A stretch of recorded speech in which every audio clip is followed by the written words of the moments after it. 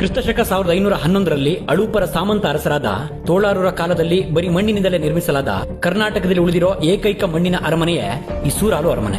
500 ವರ್ಷ ಕಳೆದರೂ ಅದೆಷ್ಟೋ ತಲೆಮಾರುಗಳು ಅಡಿದ್ರು ಜಗ್ಗದೆ ನಿಂತಿದೆ. ಸುತ್ತಮುತ್ತಲಿದ್ದ 12 ಅರಮನೆಗಳು ನೆಲಸಮವಾಗಿದ್ರು ಇದೊಂದೇ ಇಂದಿಗೂ ಆ ಪಟ್ಟಿಗೆ ಸೇರದೆ ಉಳಿದಿದೆ.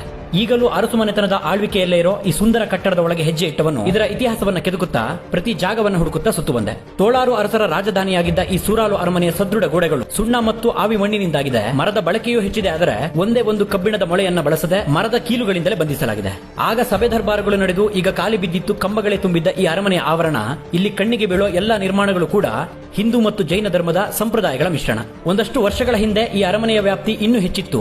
ಗಾಳಿ ಮಳೆಗಳ ದಾಳಿಗೆ ಸಿಕ್ಕಿ ಮರಮೊಟ್ಟುಗಳಿಗೆ ಗೆದ್ದಲು ಹುಳುಗಳು ಸೋಕಿ ಸುಮಾರು ಭಾಗ ನಾಶವಾಗಿದೆ. ಅಳಿದುಳಿದಿರೋ ಈ ಮಣ್ಣಿನ ಅರಮನೆಯ ಒಳಗೆ ತಣ್ಣನೆಯ ವಾತಾವರಣ ತುಂಬಿತ್ತು.